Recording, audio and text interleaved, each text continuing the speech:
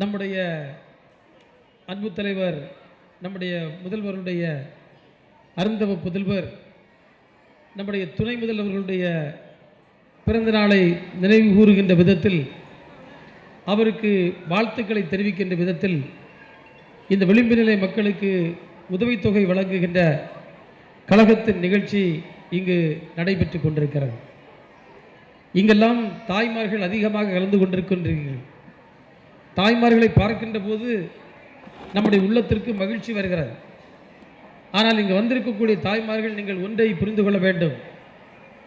நீங்கள் இப்படி வருவதற்கும், இங்கு அமர்ந்திருப்பதற்கும், உங்களை கருத்துக்களை பேசுவதற்கும் உரிமை நீங்கள் பெற்றிருக்கின்றீர்கள் என்று சொன்னால், அது 100 ஆண்டு கால சமூக நீதி இயக்கம் இந்த மண்ணில் செய்த மாபெரும் பணியின் விளைவாக என்பதை நீங்கள் தயவு செய்து புரிந்து கொள்ளுங்கள்.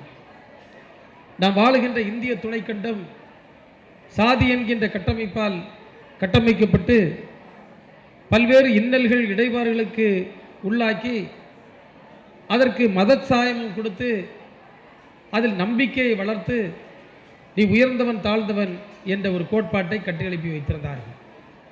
அது மட்டுமல்ல, பெண்கள் என்றால் அவர்கள் யாராக இருந்தாலும், எந்த சமூகத்தை சார்ந்தவராக இருந்தாலும், அவர்களை ஒரு மனித பிறவியாகவே அன்றைக்கு எடுத்துக்கொள்ளவில்லை. அதன் விளைவாகத்தான் ஒரு பெண் குழந்தைகளே திருமணம் செய்து கொடுத்து விடலாம். குழந்தை திருமணம் அன்றைக்கு இருந்தது. அந்த பெண்ணுடைய விருப்புக்கோ வெறுப்புக்கோ அங்கு இடமில்லை. தனக்கு கணவனாக தேர்வு செய்யப்பட்டிருக்கிறவன் யார், என்ன பின்னணியை கொண்டவன், எந்த வயதை சார்ந்தவன் என்பதை தெரிந்து கொள்ளக்கூடிய உரிமை அந்த பெண்ணுக்கு இல்லை. அது மட்டுமல்ல, அது குழந்தை, அதை தெரிந்து கொள்ளக்கூடிய பக்குவத்திலும் அது இல்லை.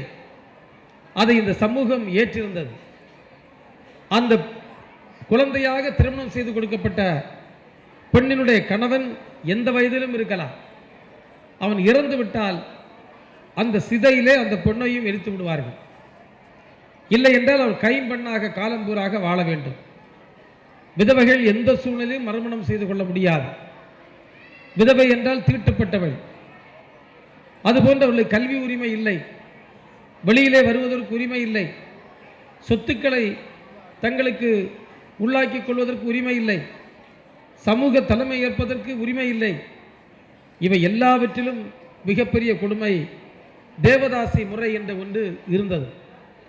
இன்றைக்கும் வட இந்தியாவில் பல மாநிலங்கள் இருக்கிறது. அங்கு பெண்கள் விலை மாதர்களாக விற்கப்படுவார்கள் அல்லது கோயிலுக்கு அர்ப்பணிப்பு செய்யப்படுவார்கள்.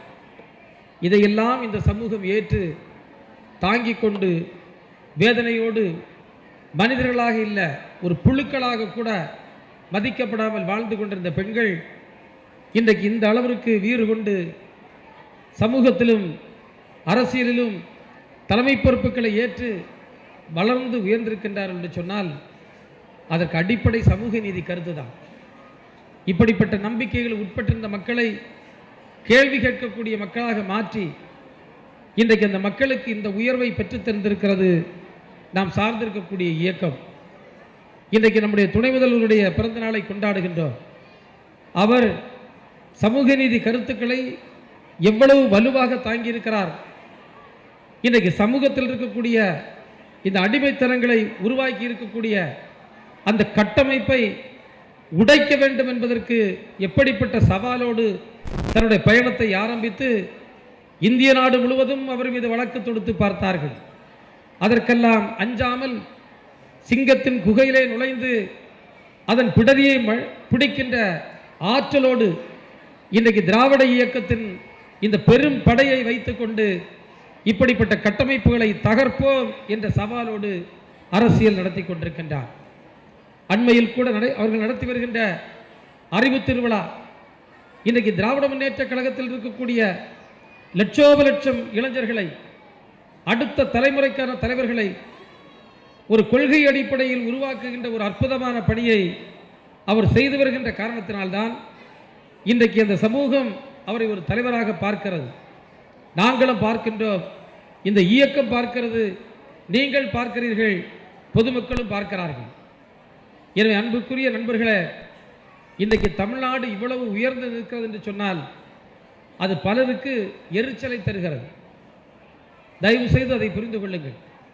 இன்றைக்கு தமிழ்நாட்டில் மக்கள் சுதந்திரத்தோடு இருப்பது போன்று எத்தனை மாநிலங்களில் இருக்க முடியும்? நீங்கள் ஏதாவது வட மாநிலங்களுக்கு சென்றால் அங்கு மக்களுடைய நிலை எப்படி இருக்கும் என்பதை நீங்கள் பார்க்க முடியும்.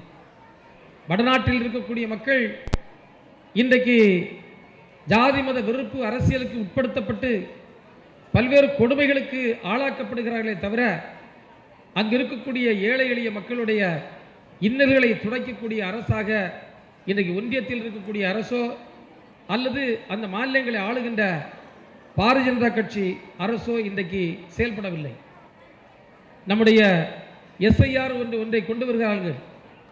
வாக்கு சாவடி வாக்கு அந்த லிஸ்ட்டில் நம்ம பேர் இருக்கிறத மாற்றுவதற்கு. எப்படிப்பட்ட கொடுமை!